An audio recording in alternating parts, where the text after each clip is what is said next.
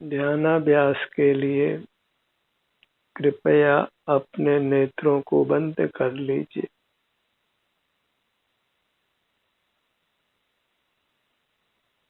हम आनंद स्वरूप हैं। आनंद के लिए अपने आनंद का ही अनुभव करना है। बाहर कुछ देखना जानना नहीं है, क्योंकि आनंद कहीं बाहर नहीं है। बाहर देखने जानने का भार इस जीव को नहीं है।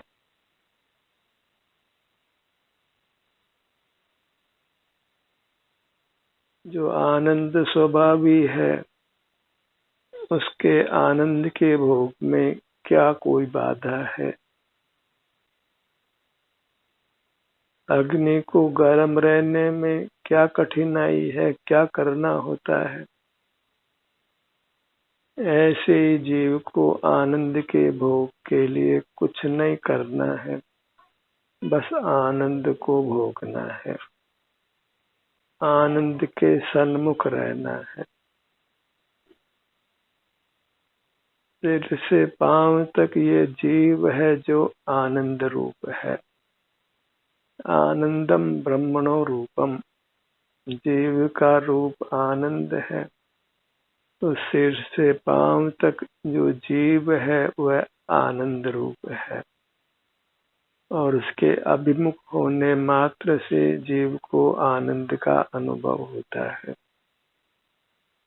अभिमुख होना मन आनंद को भोगना। तो जीव अपने आनंद को भोगे, कुछ भी उसको करने का भार नहीं है, कुछ भी जानने का भार उसको नहीं है।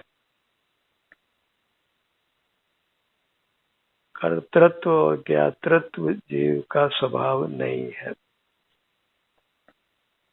क्योंकि वह आनंद भोजी है। अपने आनंद को भोगे, इतना ही जीव का शुद्ध रूप है। न कुछ करना है, न कुछ जानना है। अपने आनंद के भोग के लिए वह अपना मुख अपनी ओर कर ले।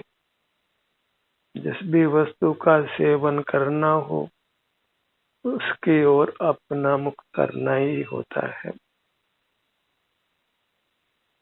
तो आनंद के भोग के लिए अपना मुख अपनी ओर कर लीजिए, और अपनी ओर मुख करने पर फिर जो भी कुछ होता है उसको होने दीजिए। शांति का अनुभव होता है तो शांति का अनुभव होने दीजिए। बस उसमें कुछ जानने और करने का विघ्न पैदा मत करिए। जो आनंद के भोग में जो विघ्न डालता है वह हमारा जानना और करना है। आनंद वाली वस्तु आनंद के लिए क्या करे? बस आनंद को ही भोगे। आनंद वाली वस्तु आनंद के भोग के लिए क्या जाने जगत को, और क्यों जाने? उसको आनंद भोगना ही उसका स्वभाव है, और वह आनंद का बना हुआ है तो आनंद को भोगे। और अपने अभिमुख होने से आनंद का भोग होने लगता है। और अपना मुख अपनी ओर करने पर अपने सिर से पांव तक कहीं भी आपका ध्यान जाता है, जाने दीजिए, आपको कुछ नहीं करना है। ध्यान को यहाँ लाना वहाँ लाना, इतना भार भी जीव के ऊपर नहीं है। बस उसको तो परमुखता छोड़कर अपने अभिमुख होना है। परमुखता छोड़ता है तो अपना मुख अपने आप ही हो जाता है। फिर अपना मुख अपने जिस किसी भाग की ओर होने दीजिए। और जो भी संवेदना प्राप्त होती है उसको प्राप्त करते रहिए। जीव एक निर्भार तत्व है, उस पर कुछ भी भार नहीं है, न कुछ जानने का न कुछ करने का।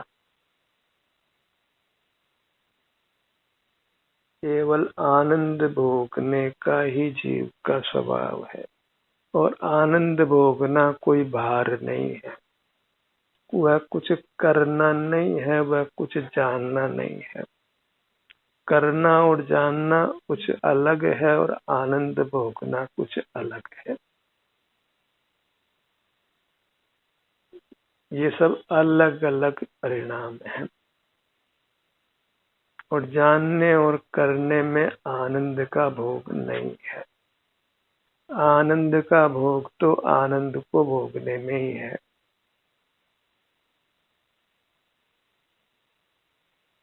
आनंद है वो अपने बराबर है। अपने सिर से पांव तक ये केवल आनंद ही है, केवल सुख ही है। इसलिए इसके सन्मुख होने पर केवल सुख ही होता है। और कुछ समय तक कर्म का संबंध होने से कुछ वेदना का अनुभव भी हो सकता है, और वह अनित्य है, स्थायी नहीं है, वह क्षणिक है। जो आनंद है वही स्थायी है। और अप्रिय संवेदना जो कर्म के विपाक से कुछ समय रहती है, उसको भोग करके फिर जीव कर्म के बंध से छूट जाता है और फिर अनंत काल तक आनंद को ही भोगता है। वही जीव का शुद्ध स्वरूप है। तो जगत को जानना नहीं है, कुछ करना भी नहीं है। जानना नहीं है जगत को, तो फिर हमारा मुख अपने आप अपनी ओर होता है, और अपना मुख अपने शरीर के किसी भी भाग पर स्वतः हो प्रमुखता छोड़ने पर जो अपना मुख जिस किसी भाग पर स्वतः होता है, उसमें कुछ विघ्न डालना नहीं, कुछ फेर फार करना नहीं है, कुछ भी प्रयत्न करना नहीं है। बस शांति होती है, उसको भोगना है। तनावों से मुक्ति होती है, राग द्वेष से, कषायों से, पाप परिणामों से, सबसे मुक्ति होती है। और कदाचित कुछ वेदना होती है तो बस उस वेदना के प्रति सहिष्णु होना है। उसी का नाम परिचय जय है। कर्म के परिचय को अनुभव कर लेना ही कर्म के परिचय को जीतना है। और वह परिचय यदि आप जीत लेते हैं तो फिर सर्वांग आनंद का अनुभव होता है, क्योंकि हम आनंद स्वभावी हैं, आनंद भोजी हैं। कैसा उत्तम रूप है हमारा। इसीलिए आत्मा को परमात्मा संज्ञा है, देव संज्ञा है, भगवान संज्ञा है। बस हम अपनी भगवत्ता को पहचानते नहीं हैं, अपने आप को आनंद रूप नहीं मानते हैं। बाहर के पदार्थों से आनंद होगा, सुख होगा, ये अनादि का भ्रम है, और उस भ्रम के कारण ही जीव दुखी है। इसीलिए कहा गया कि तुम भ्रम का निवारण करो, और भ्रम के निवारण होने मात्र से ही मोक्ष की प्राप्ति होती है, सकल सुख की प्राप्ति होती है। तो जगत के सन्मुख जगत को जानने का काम बंद करिए। जबरदस्ती का ये भार अपने माथे पर मत डालिए, और फिर अन्य कुछ करना भी नहीं है, केवल आनंद भोगना है। प्रकृति ने ये कहा कि हे जीवों, तुम तो बस आनंद भोगो, तुम्हारे पर कोई भार नहीं है, क्योंकि तुम परमात्मा हो, तुम ब्रह्म हो। अहम ब्रह्मास्मि, तुम ब्रह्मा हो, तुम परमात्मा हो, तुम भगवान हो, जगत के सर्वश्रेष्ठ पदार्थ हो, और तुमसे अच्छा जगत में और कोई पदार्थ नहीं है। तुम ही जगत के सर्वोत्तम पदार्थ हो, और उस भगवत्ता को तुम भोगो। जगत की सन्मुखता को छोड़ो तो स्वतः ही आपका मुख आपकी ओर होगा। वह भी वास्तव में करना नहीं है, वह भी स्वतः होता है, और स्वतः ही आपका ध्यान अपने विभिन्न भागों पर जाता है। वह भी कहीं ले जाना नहीं है। जिस भी भाग पर जाता है, जो भी संवेदना मिलती है, मात्र उसका अनुभव करिए, उसको भोगिए, और फिर उसके प्रतिफल में थोड़े ही काल में परमात्मा होकर पूर्ण सुख को भोगो, अनंत काल तक भोगो, जिसकी उपमा लोक में नहीं है। ऐसे तुम एक उत्तम पदार्थ हो, भगवत स्वरूप हो। किसी परमात्मा की आराधना नहीं करना है। समझ लीजिए कि इस प्रकार जो आनंद भोजी हो गए हैं, वे परमात्मा हैं, और तुम भी आनंद भोजी होकर परमात्मा हो जाओ।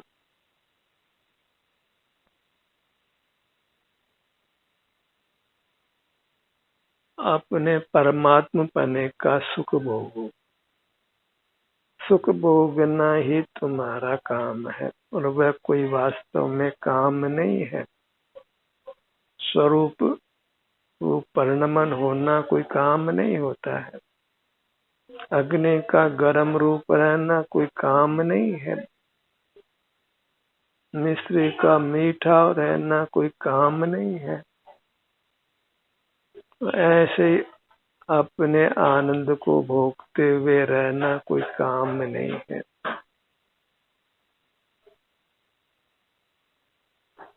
भगवान के पास कोई काम नहीं है, कोई काम का भार भगवान के पास नहीं है। जिसके पास काम का भार है, वह कोई आनंद का अनुभव नहीं करता है।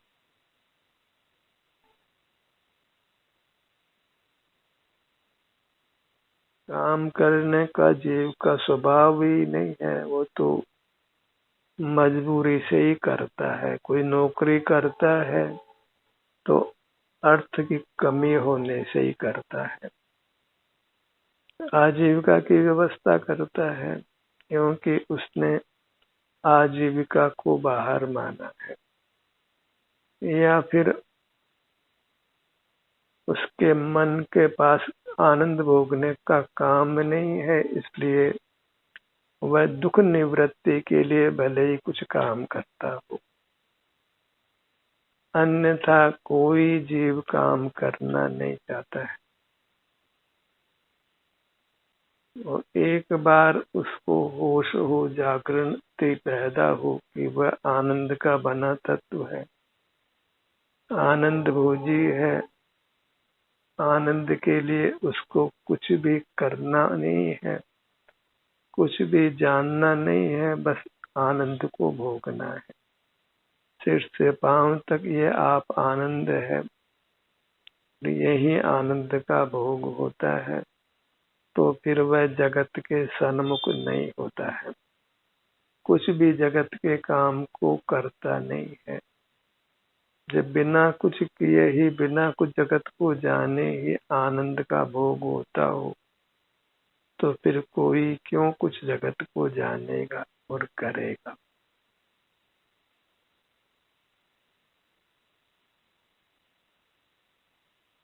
बना बनाया सुख उपलब्ध हो तो सुख बनाने का काम कोई क्यों करेगा। हम तो बने बनाए सुख हैं, बस उस सुख को भोगना है, और उस सुख को भोगना ही का दूसरा नाम ध्यान है या ध्यानाभ्यास है, जिसके लिए हम प्रयत्नशील हैं। बस प्रमुखता छोड़ने के लिए ही हम प्रयत्नशील हुए हैं। इसलिए इस कार्यक्रम का प्रारंभ ही हम नेत्रों को बंद कर करते हैं और सत्र के अंत तक फिर नेत्रों को बंद ही रखना होता है और केवल अपने आनंद को भोगने रूप रहना होता है, अपनी शांति को भोगने रूप रहना होता है। तो अपनी शांति, अपने आनंद को भोगते हुए रहना ही ध्यान या ध्यानाभ्यास है। वही वास्तव में परमात्मा का स्वरूप है। और जब हम अपने आनंद को भोगते हैं तो हम वास्तव में परमात्मा समान होते हैं। इतना विशेष है कि परमात्मा को पूर्ण आनंद हो गया है, क्योंकि उन्होंने कर्म के संबंध को मिटा दिया है। जब अपने आनंद को भोगता है तो फिर कर्म का बंधन नहीं रहता है।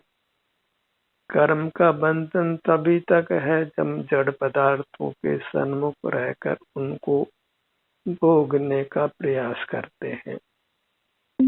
सुख से रहित पदार्थों को भोगने का जब यत्न करते हैं तब तक ही दुख रहता है। बालू मिट्टी कोई जीभ लगा लगा कर कोई प्यास बुझाना चाहे तो फिर प्यास बुझती नहीं है। ऐसे जड़ पदार्थों में मुख लगा लगा कर उनके सन्मुख होकर हम सुख पाना चाहते हैं तो सुखी होते नहीं है। तो जड़ पदार्थों के सन्मुख होने से सुख नहीं होता है। इतनी सी बात जब समझ में आ जाती है और अपने सन्मुख होने से आनंद का भोग होता है तो फिर जीव पर के सन्मुख नहीं रहता, अपने सन्मुख ही रहता है। और इतना ही मोक्ष मार्ग है, इतनी ही मोक्ष मार्ग की देशना है। मोक्ष मार्ग की देशना का विस्तार नहीं है, और जो विस्तार करते हैं उनको वास्तव में मोक्ष मार्ग प्रकट नहीं है।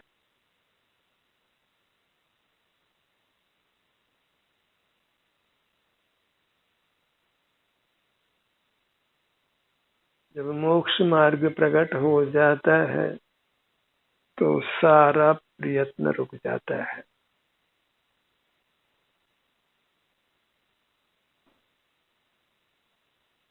मोक्ष मार्ग तो बस आनंद के भोगने रूप है, वहाँ शब्दों का कोई व्यवसाय नहीं है।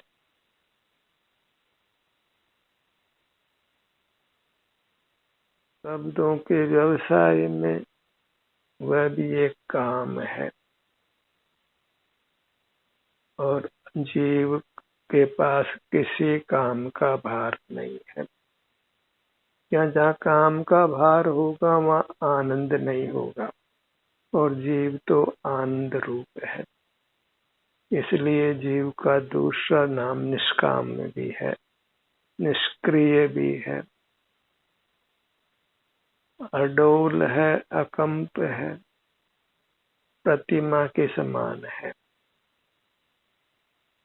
इसलिए प्रतिमा का दर्शन वास्तव में वह अपना दर्शन है, और वह अपना दर्शन ही गायब होकर किसी पर प्रतिमा के दर्शन रूप इस कलिकाल में हो गया है। तो दर्शन नाम तो स्वयं का आनंद भोगने का है। अपने सन्मुख रहकर आनंद भोगने का नाम है। क्यों? आत्म सन्मुखता वही दर्शन है, वही जिन प्रतिमा का दर्शन है, जिन दर्शन है। इसलिए कहा है आत्म दर्शन वही जिन दर्शन है, वही परमात्मा का दर्शन है। परमात्मा का दर्शन करने के लिए न मंदिर में जाना है, न तीर्थ में जाना है, न मस्जिद में जाना है, न गिरजाघर में जाना है। उसके लिए तो बस अपने सन्मुख रहना है। अपने सन्मुखता में आनंद को भोगना वही परमात्मा का रूप है।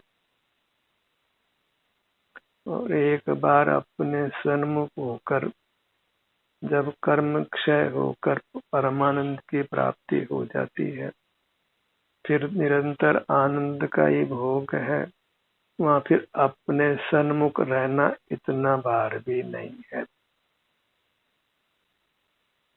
एक बार अपने सन्मुख हुआ, कर्म का क्षय हुआ और आनंद प्रकट हुआ, अब कुछ भी करना नहीं है। वह आनंद फिर बना ही रहता है। परमुख हो तो स्वमुख होने की बात होती है, और जब स्वमुख होकर कर्म क्षय हो जाता है, आनंद पूर्ण अनुभव में आता है, तो फिर क्योंकि परमुखता नहीं है इसलिए फिर स्वमुख हुआ ऐसी बात भी नहीं है। अपने अभिमुख होना है ये बात तब तक ही है जब तक हम पुनः पुनः परमुख हो जाते हैं। और एक बार स्वमुख होकर कर्म क्षय होने के बाद फिर कभी परमुखता नहीं होती है, इसलिए स्वमुखता का उपदेश भी नहीं रहता है। और सर्वांग में स्वतः ही आनंद का भोग होता है। तो अभी तो हमें यही करना है कि पर पदार्थ जो बाहर जड़ पदार्थ दिखाई देते हैं वे सुख स्वभावी नहीं है, क्योंकि किसी जड़ पदार्थ को सुख दुख होता हुआ दिखाई नहीं देता है। सुख दुख जीव को ही होता है, उसके शरीर में ही होता है। तो शरीर के बराबर ही जीव है। और दुख तो बहिर्मुखता के फल में है, और जब बहिर्मुखता को छोड़ देते हैं तो फिर दुख रूप फल भी चला जाता है।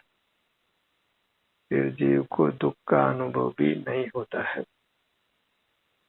फिर सर्वांग में आनंद आनंद आनंद का ही भोग होता है। तो ये ध्यानाभ्यास वास्तव में निर्भर होने का व्यवसाय है, जहाँ जानने का, करने का, हिलने डुलने का, बोलने का, विचार करने का कोई भी भार इस परमात्मा स्वरूप जीव के पास नहीं है। उसको तो बस आनंद भोगना है।